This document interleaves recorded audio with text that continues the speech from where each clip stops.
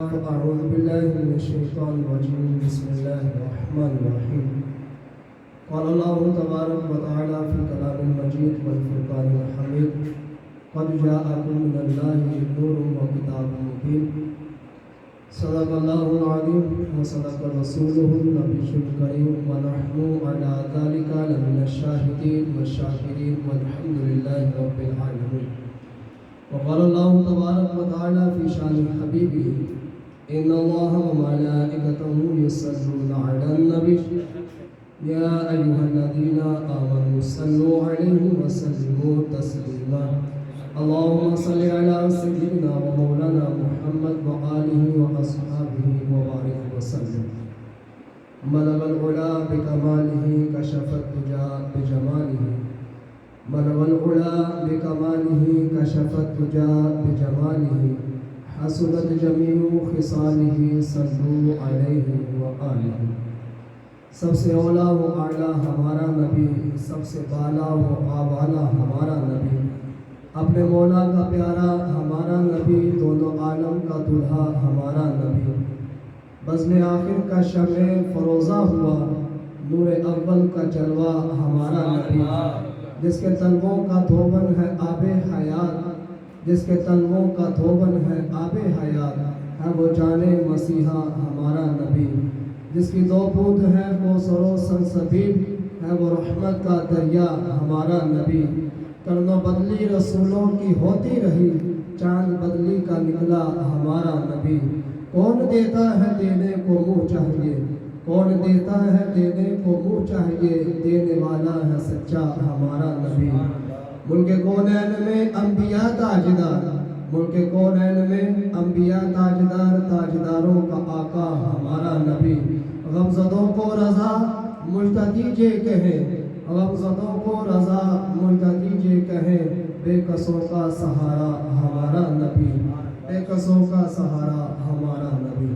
اللہ تبارک و تعالیٰ کی حمد و ثنا اور پیارے آقا علیہ السلام کی ذات پاک پر درود و سلام کا نذرانہ پیش کرنے کے بعد میں آپ تمام حضرات کی بارگاہ میں آپ کا شکریہ ادا بھی کرتا ہوں کہ آپ تمام حضرات نے اور شہزاد بھائی نے مجھے اس محفل پاک میں مدعو کیا کہ میں حضور کی شان کو بیان کر سکوں۔ اللہ تبارک و تعالیٰ آپ سب کو اس کی جزائے خیر عطا فرمائے، دنیا اور آخرت میں آپ کے مرتبے بلند فرمائے۔ اپنے بیان کو شروع کرنے سے پہلے نبی علیہ السلام کی ذات پاک پر درود و سلام کی جو فضائل ہیں ان فضائل میں سے ایک فضیلت میں آپ کو گوش گزار کرتا چلوں۔ اللہ تبارک و تعالیٰ نے بھی قرآن پاک کے اندر ارشاد فرمایا کہ ان اللہ و ملائکتہ یصلون علی النبی یا ایھا الذین آمنوا صلوا علیہ وسلموا تسلیما، کہ بے شک اللہ تبارک و تعالیٰ اور اس کے نورانی فرشتے غیب کی خبریں بتانے والے نبی کی ذات پر درود و سلام بھیجتے ہیں۔ یا ایھا الذین آمنوا صلوا علیہ وسلموا تسلیما، تو اے ایمان والو، جب اللہ یہ کام کرتا ہے، جب اللہ کے نورانی فرشتے نبی کی ذات پر درود بھیجتے ہیں، تو اے ایمان والو تم بھی اپنے نبی کی ذات پر خوب درود و سلام بھیجا کرو۔ یہ اللہ تبارک و تعالیٰ نے قرآن کے اندر بھی ہمیں ایمان والوں کا یہ حکم ارشاد فرمایا۔ آقا علیہ السلام کی ذات پاک پر درود و سلام پڑھنے کے جو فضائل ہیں وہ کتب احادیث کے اندر بہت زیادہ مذکور ہیں۔ انہی میں سے ایک حدیث میں آپ کو گوش گزار کرتا چلوں۔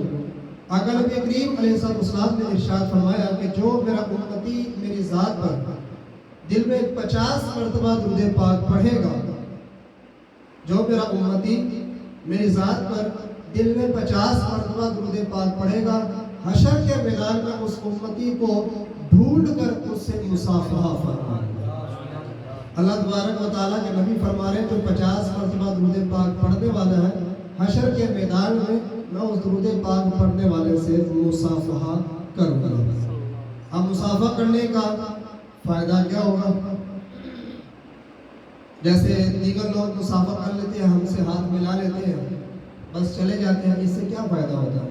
حضور علیہ السلام کا مصافحہ فرمان لینا ہی امتی کے لیے پوری جہان کی جتنی بھی دولتیں اور نعمتیں ہیں اس سے بڑھ کر ہے یہ کام۔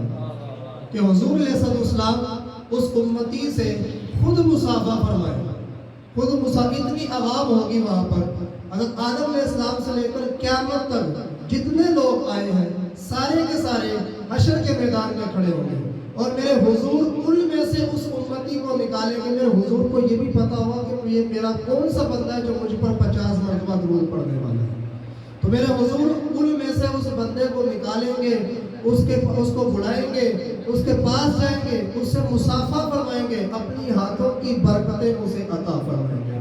ابھی ہاتھوں کی برکتیں اس بندے کو کیا فائدہ دیں گی یہ بھی سن لیتے ہیں۔ ایک مرتبہ اما عائشہ صدیقہ رضی اللہ تعالی عنہا تندور میں روٹیاں پکا رہی تھیں، آٹا گوندھا ہوا تھا تو روٹیاں پکا رہی تھیں، تو اسی درمیان حضور صلی اللہ علیہ وسلم باہر سے تشریف لاتے ہیں اور اما عائشہ صدیقہ سے فرماتے ہیں کہ عائشہ کیا میں بھی تمہارے ساتھ مل کر ایک روٹی لگا لوں؟ تو انہوں نے کہا جی حضور لگا لیں، آپ لگانی ہے تو حضور علیہ السلام نے تھوڑا سا آٹا لیا، اس کو گول کیا، پیڑا وغیرہ بنا کر اس کو جس طرح عورتیں پکاتی ہیں روٹی، جو پکانے کا طریقہ ہے، اس طریقے سے حضور علیہ السلام نے وہ روٹی بنا کر تندور کے اندر لگا دی اور خود باہر سے چلے گئے، باہر تشریف لے گئے۔ کافی دیر کے بعد جب حضور گھر تشریف لائے تو عائشہ صدیقہ رضی اللہ تعالی عنہا پریشان بیٹھی ہوئی سوچ رہی تھی۔ کیا سوچ رہی تھی؟ حضور علیہ السلام تشریف لاتے ہیں، حضور صلی اللہ علیہ وسلم نے جب دیکھا کہ عائشہ صدیقہ رضی اللہ تعالیٰ عنہ کچھ سوچ رہی ہیں، ان کے چہرے پر کچھ پریشانی کے اثرات نظر آ رہے ہیں، تو پوچھا عائشہ کس بات نے تمہیں پریشان کر دیا؟ ہم عائشہ فرماتی ہے، عرض کرتی ہے کہ یا رسول اللہ میرے والدین آپ پر قربان جائیں، ایک بات نے مجھے پریشان کیا ہوا ہے، اس بات کو لے کر میں اس کی سوچ پر مگن ہوں، گم ہو چکی ہوں کہ وہ بات کی ہوئی تو ہوئی کیسے؟ حضور نے فرمایا کہ مجھے ہی پتا ہو کون سی بات ہے، شاید میں تمہارا حل نکال دوں، اس پریشانی کا حل بتا دوں۔ حضور صلی اللہ علیہ وسلم کی وہ زوجہ فرماتی ہے، عرض کرتی ہے کہ یا رسول اللہ آپ جب گھر تشریف لائے تھے اس وقت میں روٹیاں پکا رہی تھی، میں آپ کے آنے کے بعد آپ نے اپنے ہاتھوں سے آٹا بنا کر روٹی تندور میں لگائی، اس کے بعد چلے گئے، آپ کے جانے کے بعد جتنا بھی آٹا تھا سب آٹوں کی میں نے روٹیاں بنا دی، میرے ہاتھ کے لگے ہوئے آٹے کی روٹیاں بن گئی، تیار ہو گئی، لال بھی ہو گئی، سرخ بھی ہو گئی، وہ پک گئی ہیں، مگر یا رسول اللہ جس آٹے کو آپ نے ہاتھ لگایا، اپنے ہاتھوں سے جس آٹے کی روٹی بنا کر تندور میں لگائی، وہ ابھی تک نہیں پکی، وہ ابھی تک نہیں پکی۔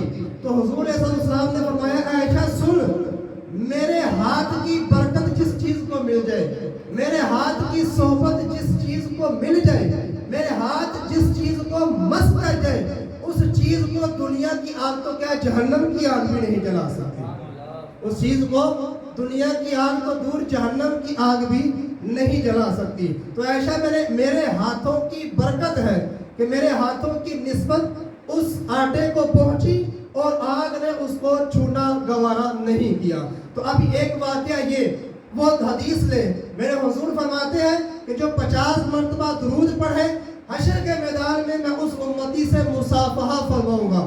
ادھر فرمایا کہ عائشہ جس کو میرے ہاتھوں کی نسبت مل جائے، صحبت مل جائے، دنیا کی آگ تو دور جہنم کی آگ بھی نہیں چھو سکتی۔ اب جس امتی کو قیامت کے روز 50 مرتبہ درود پڑھنے کی برکت سے میرے حضور آ کر اس سے مصافحہ فرما لے، اپنے ہاتھوں کی برکتیں دے دے، اپنے ہاتھوں کی نسبتیں دے دے، اس کو جہنم چھو ہی نہیں سکتی، اس کو جہنم چھو ہی نہیں سکتی۔ لہذا اس درود پڑھنے کے پیچھے اگر چلے جائیں، اس کا ثمرہ، اس کی جزا دیکھی جائے تو درود پڑھنا 50 مرتبہ ہے، جنت کے دروازے ہمارے لیے کھل جائیں گے، جنت کے دروازے کھل جائیں گے، جہنم سے آزادیاں مل جائیں گی۔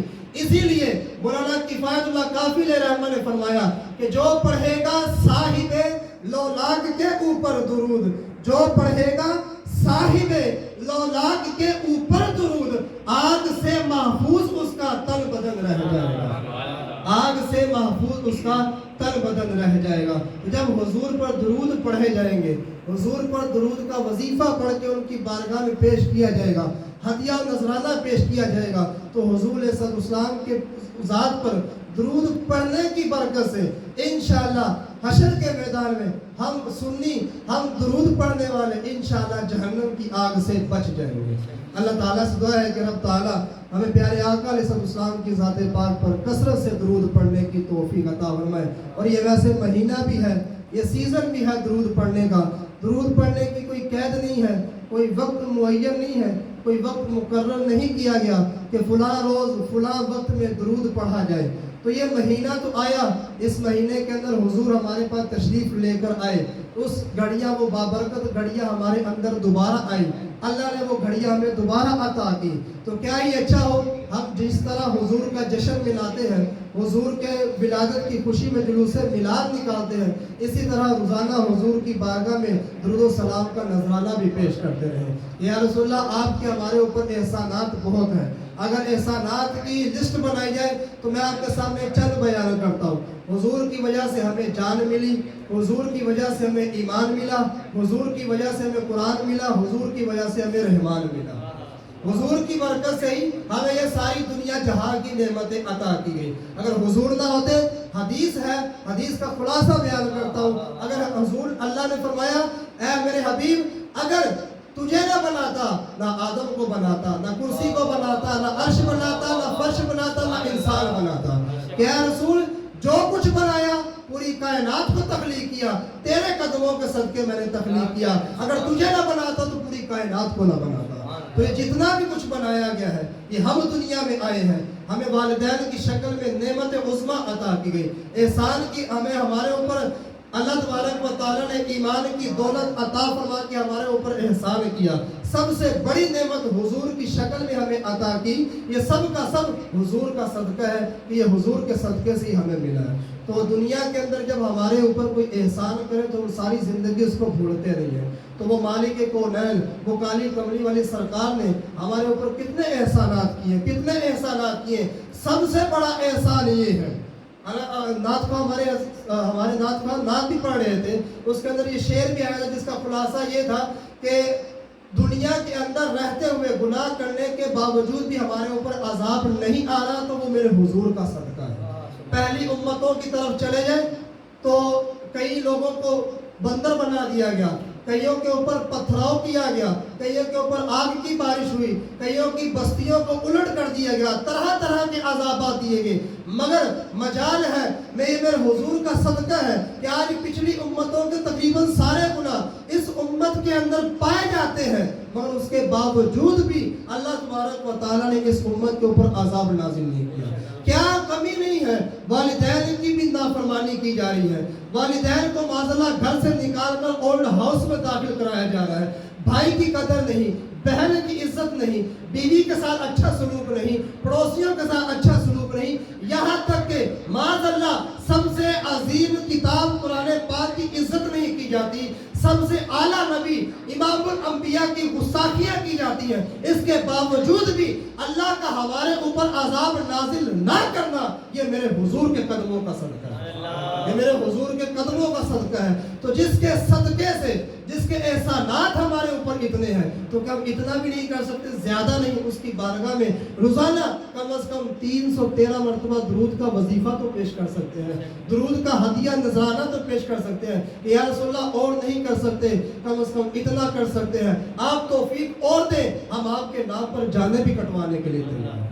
حضور کی بارگاہ میں درود پیش تو کریں، حضور خود ہی آگے سے آگے ہمارے مرتبے بڑھاتے رہیں گے۔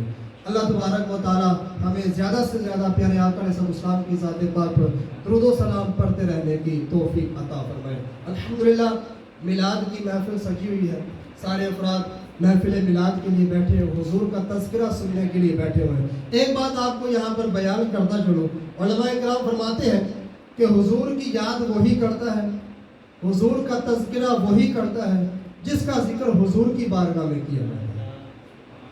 یہ بات اگرچہ آسان لگی ہو، یہ بات اگرچہ الفاظ کے ہیر پھیر سے آپ کو سمجھ میں نہ آئی ہو، مگر اس کے پیچھے چلے جائیں تو بہت بڑی بات ہے۔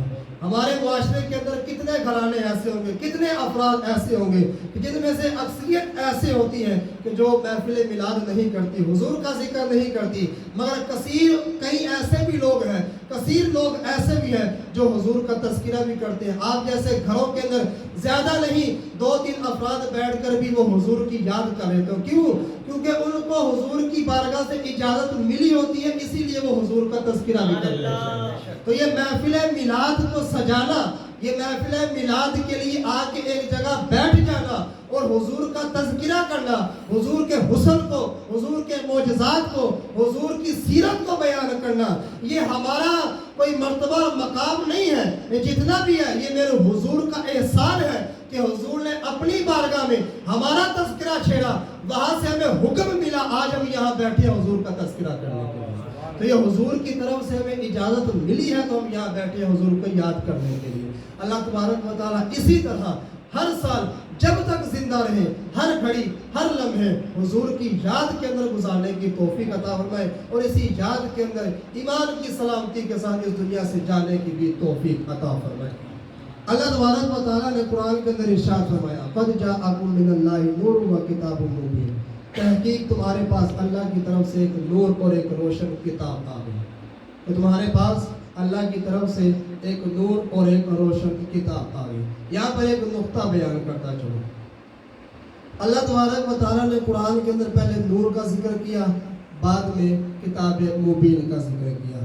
یہ بات یاد رکھیے گا, کوئی بھی کتاب ہو, چاہے قرآن ہو, حدیث ہو, انگلش کی کتاب ہو, اردو کی کتاب ہو, گرامر ہو, کچھ بھی ہو, کچھ بھی پڑھنے کے لیے کتاب موجود ہونا ضروری ہے, اور کتاب کے ساتھ ساتھ آنکھوں میں نور کا ہونا بھی ضروری ہے. جب آنکھوں میں روشنی نہیں ہوگی, دیکھنے کی قوت نہیں ہوگی, بینائی موجود نہیں ہوگی, اگرچہ کتاب ہمارے سامنے رکھی رہے ہم اس کو پڑھ نہیں سکتے. ایک اندھا آدمی ہے, اس کے سامنے کتاب رکھی ہوئی ہے, آنکھوں کے اندر دیکھنے کی طاقت موجود نہیں ہے, کیا وہ کتاب کو پڑھ سکتا ہے؟ نہیں پڑھ سکتا. تو کتاب کو پڑھنے کے لیے آنکھوں کے اندر نور کا ہونا ضروری ہے, اور نور سے مراد جو آیت کے اندر مراد لیا گیا ہے, کتاب اور نور جو بیان کیا گیا ہے, اس نور سے مراد علماء کرام فرماتے ہیں نور محمدی ہے, میرے حضور کا نور ہے, آقا علیہ السلام کی ذات پاک ہے. کتاب مبین سے مراد قرآن پاک مراد ہے یہاں پر. تو یہاں پر اب یہ بیان کیا جائے کہ کتاب پڑھنے کے لیے نور کا ہونا ضروری ہے, تو قرآن کو پڑھنے کے لیے نور محمدی کا ہونا ضروری ہے. اگر جس کی آنکھوں کے اندر نور محمدی کا سرما لگا ہوا ہوگا, جس کی آنکھوں میں نور محمدی موجود ہوگا, تو وہ جب قرآن کو پڑھے گا تو وہ ہدایت کے راستے پر چلے گا. تو جو اپنی آنکھوں سے نور محمدی کو نکال کر قرآن کو پڑھے گا, وہ جتنا چاہے کوشش کر لے وہ ہدایت کے راستے پر نہیں چل سکے گا, کیونکہ اس نے حضور کی ذات کو چھوڑ دیا, اپنی آنکھوں میں سے حضور کے نور کو نکال دیا. تو جن لوگوں نے اپنی آنکھوں سے حضور کے نور کو نکال کر قرآن کو پڑھا, وہ جب بھی نبی کی ذات کے متعلق بولتے ہیں معاذ اللہ گستاخیاں ہی کرتے ہیں, معاذ اللہ حضور کی شان میں گستاخیاں ہی کرتے ہیں. کیوں؟ کیونکہ انہوں نے اپنی آنکھوں کے اندر نور محمدی کو جگہ نہیں دی, نور محمدی کو نکال کر اس کا سرما لگائے بغیر قرآن کو پڑھا تو گمراہی کے راستے پر چل گئے اور حضور کی تعریف نہ بیان کر سکے. مگر جنہوں نے اپنی آنکھوں میں نور محمدی کو جگہ دی, نور محمدی کا سرما لگایا, پھر قرآن کو پڑھا, وہ جب بھی پڑھتے ہیں اور جب بھی زبان کھولتے ہیں نبی کی شان جب بھی بیان کرتے ہیں وہ اسی طرح بیان کرتے ہیں. وہ کمال حسن حضور ہے کہ گمان نقص جہاں نہیں, یہی پھول خار سے دور ہے, یہی شمع ہے کہ دھواں نہیں. یہ پھول خار سے دور ہے, یہی شمع ہے کہ دھواں نہیں. یہ ہے فرق آنکھوں کے اندر نور محمدی ہونے کا, کہ جو نور محمدی کو جگہ دے کر قرآن کو پڑھتے ہیں وہ نبی کی تعریف بھی کرتے ہیں, ہدایت کے راستے پر بھی چلتے ہیں. جو نور محمدی کو نکال کر پڑھتے ہیں وہ جگہ بجگہ گمراہ, دنیا میں بھی گمراہ اور حشر کے میدان میں بھی جہنم کے حقدار ہیں. اللہ تبارک و تعالی ہمارے ایمان کو سلامت رکھے, ہمارے ایمان کی سلامتی رکھے, اور اسی سلامتی کے ساتھ دنیا سے جانے کی توفیق عطا فرمائے. اب 2-3 معجزات حضور کے بیان کرتا ہوں, لمبا نہیں کرتا بیان کو, 2-3 معجزات بیان کرتا ہوں, اس کے بعد اختتام آپ سے اجازت چاہتا ہوں. ایک مرتبہ آقا علیہ السلام جنگ خندق کا موقع تھا, صحابہ کرام تقریباً حضور علیہ السلام کے ساتھ 1400 صحابہ کرام موجود تھے وہاں پر. جنگ خندق کی تیاری کی جا رہی تھی, خندق کھودی جا رہی تھی. تو غالباً 3 دن ہو چکے, کسی نے کچھ کھانا نہیں کھایا. بھوک کی شدت کی وجہ سے صحابہ کرام نے پیڑ پر پتھر باندھ لیے. حضور علیہ السلام نے بھی اپنے مقدس پیڑ کے اوپر, بطن اطہر کے اوپر पत्थर बांध दिए। यहाँ तक नौबत आ गई कि पत्थर बांध लेने से मैदा थोड़ा दब जाएगा और भूख की शिद्दत के अंदर थोड़ी कमी आ जाएगी। तो एक मरतबा जाबिर रज़ी अल्लाह ताला अन्हु ने हुजूर सल्लल्लाहु अलैहि वसल्लम के चेहरे अनवर की तरफ निगाह दौड़ाई तो देखा कि हुजूर के चेहरे अनवर पर भूख के आसार नजर आ रहे हैं। आपसे रहा ना गया, फौरन वहां से घर जाते हैं, अपनी जोजा से कहते हैं कि बात सुनो, घर में अनाज कितना रखा हुआ है, घर में खाने के लिए अनाज कितना है। जोजा कहती है ज्यादा नहीं, एक बकरी का बच्चा है और एक साथ जौ रखे हुए हैं। हमारे जमाने में लिया जाए तो 1 किलो आटा रखा हुआ है, 1 किलो जौ के दाने रखे हुए हैं। तो उन्होंने फरमाया, अपनी जोजा से कहा ठीक है तुम तैयारी करो, जौ को पीसो, इसका आटा बनाओ और रोटियां तैयार करो और बकरी का बच्चा मुझे ला के दो, मैं उसको सफा करके इसकी गोश्त बनाता हूँ और तुम्हें देता हूँ, तुम इसका सालन तैयार करो। हुजूर सल्लल्लाहु के उस गुलाम ने अपनी जोजा से कहा, जोजा ने चक्की के अंदर वो जौ के दाने डाले और उनको पीसना शुरू कर दिया। हज़रत जाबिर रज़ी अल्लाह ताला अन्हु अपनी बकरी का बच्चा लेकर आते हैं, छुरी लेते हैं, उसको लिटाते हैं और ज़बा करना शुरू कर देते हैं। ज़बा करते हैं, खाल उतारते हैं, गोश्त साफ करते हैं, बोटियां बनाकर गोश्त साफ करके जोजा को देते हैं, अब इसको हंडिया में डालो और सालन पकाना शुरू कर दो। अब हज़रत जाबिर रज़ी अल्लाह ताला अन्हु बकरी के बच्चे को ज़बा करके हुजूर की बारगाह में जाते हैं दावत देने के लिए। पीछे जब हज़रत जाबिर रज़ी अल्लाह ताला अन्हु बकरी के बच्चे को ज़बह कर रहे थे, उस वक्त आपके दोनों शहजादे आपके इस अमल को देख रहे थे। तो हज़रत जाबिर रज़ी अल्लाह ताला अन्हु जब बकरी के बच्चे को ज़बह करके बाहर चले गए और उनकी जोजा अपने कामों में मशगूल हो गई, अब दोनों भाइयों ने कहा कि आओ मैं तुम्हें बताता हूँ कि मेरे अब्बा जान ने बकरी के बच्चे को ज़बह कैसे किया। एक बच्चा जाता है, जाके छुरी उठा कर लाता है, दोनों भाई छत पर जाते हैं और एक भाई को चित लिटा कर दूसरा भाई उसके गले पर छुरी चला देता है। बच्चे थे, उनको पता नहीं था, तो उन्होंने जैसे देखा वैसे ही किया, छुरी पकड़ी और जाके अपने भाई का गला काट दिया। जब उसने देखा कि भाई के गले में से खून निकला, वो घबरा गया, वो घबरा के अंदर भागा और छत से कूदा, वो भी मर गया।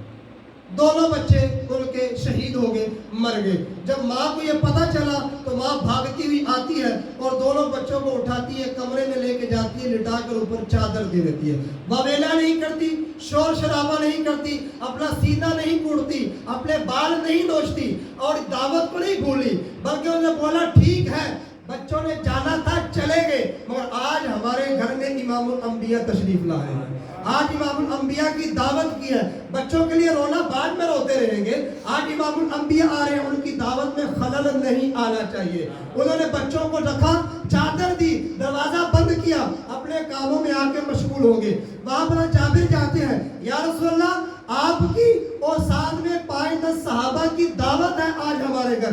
कान में जाके कहते हैं, ऐसा आवाज में बोलते हैं, या रसूलल्लाह आपकी और आपके साथ 5-10 सहाबा की दावत है हमारे घर, लिहाजा 5-10 सहाबा लीजिए, हमारे घर तशरीफ लाए, हमने आपके लिए दावत का एहतिमाम किया। ये बात तवज्जो तलब है, तवज्जो कीजिएगा। हज़रत जाबिर ने कहा, या रसूलल्लाह आपकी और आपके साथ चंद अफराद की दावत है और हमारे घर आए, दावत को कबूल फरमाए, दावत को कबूल फरमाए। वहां पर जाबिर रज़ी अल्लाह ताला अन्हु ने जब हुजूर के पास ये पैगाम पहुंचाया, मेरे हुजूर ने बुलंद आवाज से निदा की, ऐ सहाबा जरा सुनना, तुम्हारे भाई जाबिर की तरफ से आज तुम्हारे सब के लिए दावत है।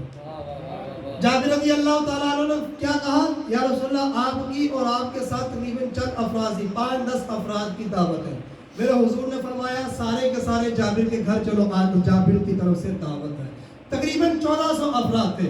जाबिर रज़ी अल्लाह ताला अन्हु परेशानी के आलम में घर जाते हैं, पीछे पीछे हुजूर सल्लल्लाहु अलैहि वसल्लम अपने सहाबा को साथ लिए हज़रत जाबिर रज़ी अल्लाह ताला अन्हु के घर की तरफ रवा गवा है।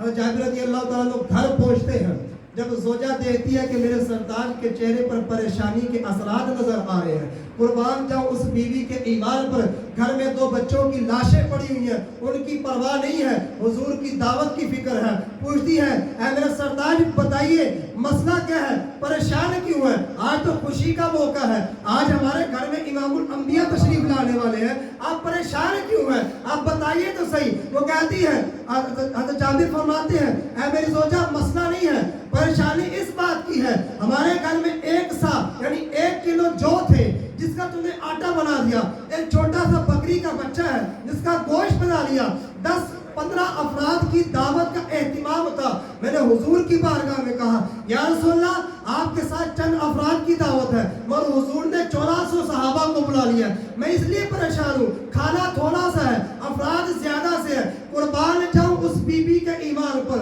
वो कहती है परेशान क्यों हो रहे हैं, हमने सिर्फ 10 की दावत दी है, हमने सिर्फ चंद अफराद की दावत दी है, चंद अफराद का खाना तैयार करना हमारे ऊपर है, वो 1400 को दावत हमने नहीं हुजूर ने दी है, वो जाने, हुजूर जाने और खाना जाने।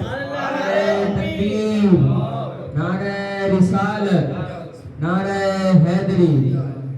कि हुजूर ने दावत दी है 1400 को, हमने सिर्फ 10 को दावत दी थी, चंद अफराद की दावत दी थी और उन्हीं का खाना तैयार किया था। 1400 को दावत मेरे हुजूर ने दी है, लिहाजा जितनों को दावत हमने दी है उनका खाना तैयार करना हमारा काम है, जितनों को दावत मेरे हुजूर ने दी है उतनों का खाना बरकत डालनी मेरे हुजूर का काम है, तो हमारी परेशानी नहीं है। जब ये बात सुनी तो फिर कुछ चेहरा मुस्कुराया, परेशानी के आसार खत्म हुए और हुजूर ने सल्लल्लाहु अलैहि वसल्लम ने फरमाया था, ऐ जाबिर घर जाना, जोजा से कहना मेरे आने से पहले आटे से रोटियां ना पकाई जाए और हंडिया से सालन को ना निकाला जाए। हुजूर जाते हैं, कहते हैं आटा लेकर आए, आटा लेकर आओ, आटा लेकर आया जाता है और हुजूर सल्लल्लाहु अलैहि वसल्लम उसमें अपना लुआबे दहन मिला देते हैं, लुआबे दहन मिला देते हैं, सालन मंगवाया जाता है उसमें भी लुआबे दहन मिला देते हैं। अब फरमाते हैं अब रोटियां पकाना शुरू करो और सालन निकालना शुरू करो और सहाबा से फरमाया गया, ऐ मेरे सहाबा 10-10 करके अंदर आते जाओ और खाना खा के जाते जाओ। ये बात याद रखिएगा, 1400 सहाबा आए थे, खाना 10 अफराद का है, चंद अफराद का खाना मौजूद है। अब हुजूर ने फरमाया ऐ सहाबा आते जाओ और वहां से कहा जाबिर खाना लाते जाओ, वहां से खाना आ रहा है, यहाँ से 10 सहाबा आ रहे हैं, खाना खा रहे हैं। खाना शुरू होने से पहले तायरे सिदरा हज़रत जिब्राइल अमीन हुजूर की बारगाह में हाजिर होते हैं, अल्लाह का सलाम अर्ज करते हैं, साथ में रब का पैगाम सुनाते हैं, ऐ मोहम्मद तब तक खाना शुरू नहीं करना जब तक जाबिर के शहजादे ना आ जाए, जब तक जाबिर के शहजादे ना आ जाए। शहजादे तो मर गए, शहजादों की तो लाशों कमरे में पड़ी हुई थी, वो कैसे आएंगे? हुजूर ने फरमाया जाबिर अपने बेटों को बुलाओ, जाबिर अपने बेटों को बुलाओ। जाबिर रज़ी अल्लाह ताला अन्हु जोजा के पास जाते हैं, ऐ मेरी बीवी बच्चे कहाँ हैं? हुजूर तलब फरमा रहे हैं, हुजूर याद कर रहे हैं, उनके साथ बैठकर खाना खाएंगे। बच्चे कहाँ से लाऊं? अंदर लेके जाती है, कपड़ा हटाती है, कहते हैं ये लाशें पड़े हुए बच्चों के, ये लाशें पड़े हो, कैसे भेजूं इनको? हुजूर की बारगाह में आते हैं, या रसूलल्लाह बच्चे तो मर गए, ये मामला हुआ, अब बच्चों को लाया जाए, बच्चों की लाशों को लेकर आओ, बच्चों की लाशों को लाया जाए। हुजूर ने सल्लल्लाहु अलैहि वसल्लम ने अपना लुआबे दहन लगाया, फरमाया कुम बिइज़्निल्लाह, दोनों शहजादे जिंदा हो गए, दोनों शहजादे खड़े हो गए जिंदा हो गए। हुजूर का लुआबे दहन लगाना था, वो दोनों शहजादे अल्लाह के हुक्म से खड़े हो गए, मेरे नबी के इशारे से वो दोनों खड़े हो गए। अब फरमाया खाना लेकर आओ। अब 10 बंदों का खाना आता है, वहां से 10 सहाबाए किराम आते हैं, थोड़ा सा खाना आता है, सहाबाए किराम आते हैं, खाते जा रहे हैं, खाते जा रहे हैं। सहाबाए किराम ने खाना खाया, इतना खाना खाया, थोड़ा बहुत नहीं, पेट भर के खाना खाया और थोड़ा थोड़ा खाना खाते रहे और पेट भरते रहे और हुजूर सल्लल्लाहु अलैहि वसल्लम के सहाबाए किराम आते रहे। 10 अफराद आते, खाना खाते चले जाते, 10 अफराद आते, खाना खाते चले जाते। इतनी भी देर में 1400 अफराद आए, 1400 सहाबा आए और थोड़ा सा खाना, इतना उसके अंदर बरकत हो गई कि 1400 अफराद ने सारे का सारा खाना खा लिया। 1400 अफराद ने पेट भर कर खाना खाया और उस खाने के अंदर इतनी बरकत आई, 1400 सहाबा ने खाना खाया, मेरे हुजूर ने खाना तनावुल किया, हज़रत जाबिर ने खाना खाया, जाबिर के शहजादों ने खाना खाया, हज़रत जाबिर की जोजा ने खाना खाया और ये भी किताबों में मिलता है। फिर भी खाना खाने के बावजूद भी इतना खाना बच गया, पूरे मोहल्ले में तकसीम कर दिया। थोड़ा सा खाना था, मगर मेरे हुजूर का मोजज़ा देखिए, लुआबे दहन का मोजज़ा देखिए कि थोड़ा सा खाना 1400 अफराद को भी पूरा हो गया। हुजूर ने भी तनावुल फरमाया, सहाबा ने भी खाया, हज़रत जाबिर ने भी खाया, जोजा ने भी खाया, बच्चों ने भी खाया, पूरे मोहल्ले में भी तकसीम कर दिया गया। ये मेरे हुजूर का मोजज़ा, ये मेरे हुजूर की बरकतें, ये मेरे हुजूर की इख्तियारात। हुजूर सल्लल्लाहु अलैहि वसल्लम थोड़ी सी चीज़ के अंदर भी ज़्यादा से ज़्यादा बरकतें डाल सकते हैं। आखिरी मोजज़ा एक ये भी बयान करता चलूँ, आपने शक्के सदर वाला वाक़या तो सुना होगा, चांद के 2 टुकड़े करने वाला वाक़या, एक मरतबा दोबारा सुनाता चला जाओ। हुजूर सल्लल्लाहु अलैहि वसल्लम ने जब इब्तिदाई इस्लाम का ज़माना था, हुजूर सल्लल्लाहु अलैहि वसल्लम इस्लाम की तबलीग फरमाते, लोगों को इस्लाम में आने की दावत देते, तो कसीर कुफार وہ حضور علیہ السلام کے ہاتھ پر کلمہ پڑھتے، بیعت ہو کر مسلمان ہو جاتے، صحابیت کا درجہ پا لیتے۔ ابو جہل کو یہ بات راس نہیں آتی تھی، برداشت نہیں ہوتا تھا اس سے۔ اس نے کیا کیا؟ یمن کے اندر ایک شخص رہتا تھا حبیب نام کا، اسے پیغام بھیجا کہ حبیب ذرا مکہ میں آنا، ایک معاذ اللہ محمد نام کا جادوگر ہے۔ معاذ اللہ کفار یہ کہا کرتے تھے حضور کو، معاذ اللہ جادوگر کہا کرتے تھے۔ تو انہوں نے کہا، ابو جہل نے کہا کہ حبیب ذرا مکہ میں آنا، ایک مشورہ رکھا ہوا ہے، ایک مشورہ رکھا ہوا ہے، اور آ کر اس مشورے کا ذرا فیصلہ کرو کہ ان کے ساتھ کیا کیا ہے۔ حبیب یمنی وہاں سے گھر سے چلتے ہیں اور مکہ میں آتے ہیں، مجلس لگی ہوئی ہے، حبیب یمنی بھی ہے، ابو جہل بھی ہے، عتبہ، شیبہ، ابی بن کعب، ابو لہب، جتنے بھی بڑے بڑے کفار اس وقت زندہ تھے وہ سارے کے سارے وہاں پر موجود ہیں۔ سب کی مجلس لگی ہوئی ہے، سارے وہاں بیٹھے ہیں، حضور تشریف لے کر آتے ہیں۔ پوچھا جاتا ہے، حبیب یمنی کہتا ہے جی فرمائیے آپ کا مدعا کیا ہے، آپ کس بات کا دعویٰ کرتے ہیں؟ میرے حبیب نے فرمایا اللہ ایک ہے، 360 بت جو کعبے کے اندر رکھے ہوئے وہ خدا نہیں ہے، وہ تو خود مجبور ہے، وہ تو پتھر کے، وہ کیا تمہیں فائدہ نقصان دیں گے، لہذا اللہ ایک ہے۔ ابراہیم کا بھی اللہ ایک ہے، موسیٰ کا بھی اللہ ایک ہے، عیسیٰ کا بھی ایک ہے، آدم کا بھی ایک ہے، مجھ محمد کا بھی اللہ ایک ہے۔ میں اسی کی تبلیغ کرنے کے لیے آیا ہوں، یہی بات پہنچانے کے لیے آیا ہوں۔ دوسری بات یہ، میں اللہ کی طرف سے بھیجا ہوا اللہ کا سچا نبی ہوں، لہذا میرے اوپر ایمان لے کر آیا جائے، اللہ کی وحدانیت کو قبول کیا جائے۔ آقا علیہ السلام کی اس بات کو انہوں نے سنا۔ حبیب یمنی کہتا ہے اگر آپ اللہ کے رسول ہیں اور یہ کفار مکہ آپ کو معاذ اللہ جادوگر کہتے ہیں، اگر آپ اللہ کے رسول ہیں اور یہ جادوگر کہتے ہیں، تو یاد رکھنا جادو زمین پر چلتا ہے، آسمان پر کبھی نہیں چلتا۔ اگر اللہ کے نبی ہو تو آسمان پر کوئی چیز ہمیں دکھاؤ، اپنا معجزہ دکھاؤ۔ حضور فرماتے ہیں بتاؤ کیا دیکھنا ہے؟ انہوں نے کہا کہ چاند کے 2 ٹکڑے کر دیے جائیں۔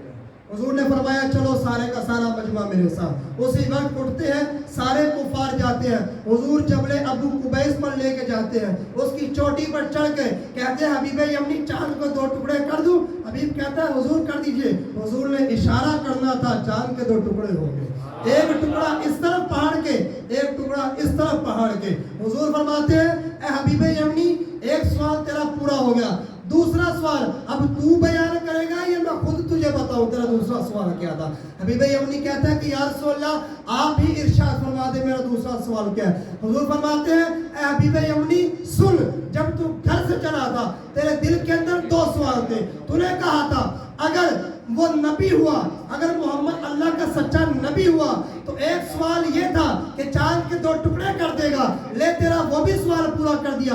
دوسرا سوال بھی سن، دوسرا سوال یہ ہے تیری ایک چھوٹی سی بچی ہے، آنکھوں سے دیکھ نہیں سکتی، کانوں سے سن نہیں سکتی، منہ سے بول نہیں سکتی، ہاتھوں سے پکڑ نہیں سکتی، پاؤں سے چل نہیں سکتی، چہرہ اس کا ٹھیک نہیں ہے۔ تو نے کہا تھا اگر اللہ کا نبی ہوا اسے اپنے بچی کے لیے دعا کرواؤں گا، اللہ اپنے نبی کے صدقے میری بچی کو شفا دے گا۔ جا حبیب یمنی تیری بچی کو شفا دے دی گئی ہے، تیری بچی کو شفا دے دی گئی ہے۔ سوال بھی خود فرمایا، سوال بھی خود ارشاد فرمایا اور اس کا جواب بھی دیا اور بچی کو شفا بھی دے دی گئی۔ حبیب یمنی قدموں میں گرتے ہیں، کلمہ پڑھتے ہیں، مسلمان ہوتے ہیں، اب مکے سے یمن جاتے ہیں، گھر جاتے ہیں، دروازہ بجاتے ہیں، چھوٹی سی بچی بھاگتی ہوئی آتی ہے، قدموں میں ٹانگوں کے ساتھ لپک جاتی ہے۔ اب ابا کہاں چلے گئے تھے؟ حبیب یمنی زوجہ سے کہتے ہیں یہ چھوٹی بچی کس کی ہے؟ بہت ہی حسین و جمیل ہے، چاند کے چہرے کی طرح یہ چمک رہی ہے، اسے دیکھ بھی رہی ہے، یہ سن بھی رہی ہے، یہ میری بچی نہیں ہو سکتی کیونکہ میری بچی نہ سن سکتی تھی، نہ دیکھ سکتی تھی، نہ چل سکتی تھی، نہ پکڑ سکتی تھی، نہ بول سکتی تھی، یہ تو سب کچھ کر سکتی تھی۔ اے میری زوجہ بتا یہ کس پڑوسی کی بچی ہے؟ زوجہ کہتی ہے اپنی بچی کو نہیں پہچان پائے، یہ تمہاری ہی بچی ہے۔ حیرانوں پریشان ہو گئے، بچی سے معاملہ پوچھتے ہیں بتا ذرا ہوا کیا تھا؟ وہ بچی کہتی ہے ابا میں تو نابینا تھی، دیکھ نہیں سکتی تھی۔ ماں بتاتی ہے اس رات کو چاند کے 2 ٹکڑے ہوتے ہیں، چاند کا ایک ٹکڑا یہاں بھی نظر آتا تھا اور میں رات کو سوتی ہوں، ایک کالی کملی والا آتا ہے، کالی زلفوں والا آتا ہے، مدھوہا والا چہرہ چمکاتے ہوئے آتا ہے، میرے پاس آتا ہے، میرے جسم پر ہاتھ پھیرتا ہے، مجھے شفا بھی دیتا ہے، کلمہ پڑھا کر مسلمان بھی کر جاتا ہے۔ نعرہ تکبیر، نعرہ رسالت، نعرہ حیدری، نعرہ غوثیہ۔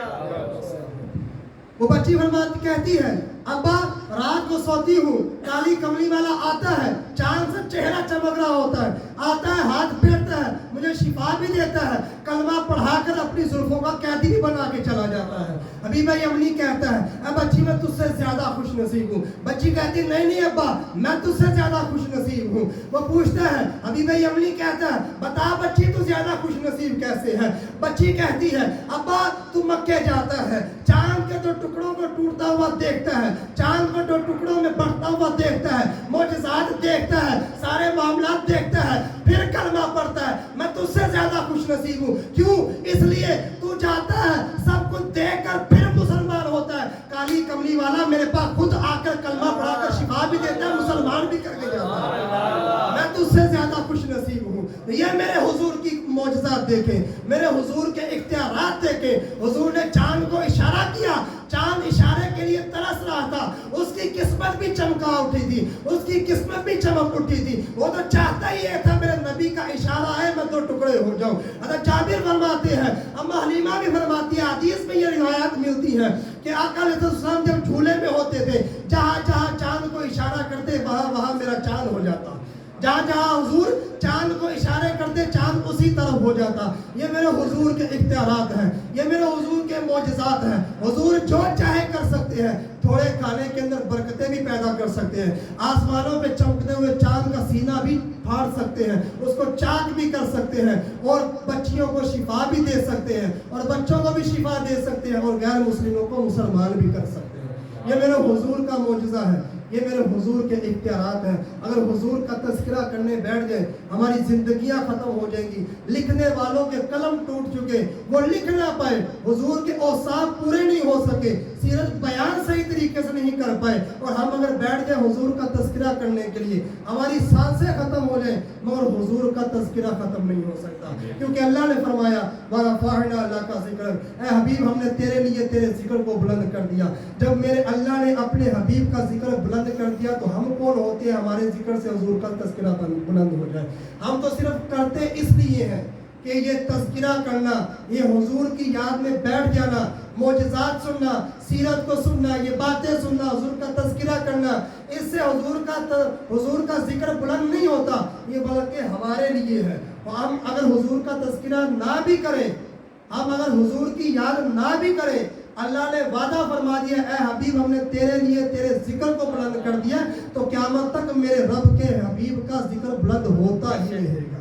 तो ये जो हम करते हैं, बयानात करते हैं, सुनते हैं, ये हम अपने लिए करते हैं। क्या पता इस महफिल के सदके हमारी बख्शिश हो जाए, हमारे बिगड़े हुए काम बन जाए, हमारी जन्नत हमारा ठिकाना बन जाए, कब्र हमारी जन्नत बन जाए। ये इन मुफादात करने, ये इन मुफादात के लिए, ये इन समरात के लिए हम ये महफिल को सजाते हैं, हुजूर का तज़किरा करते हैं। लिहाजा जब तक जिंदा रहें अपना शेवा बनाएं, अपना तरीका बनाएं, अपनी आने वाली नस्लों को भुट्टी में मिला के ये पिलाएं कि जब तक जिंदा रहो हुजूर के नाम पर जिंदा रहो, जब तक जिंदा रहो हुजूर का जश्न मनाते रहो, जब तक जिंदा रहो हुजूर का मिलाद मनाते रहो, जब तक जिंदा रहो हुजूर का तज़किरा करते रहो। अगर वक्त आ जाए, और वक्त आ जाए तो हुजूर के नाम पर मर मिटना भी चाहे तो मर मिट भी जाना।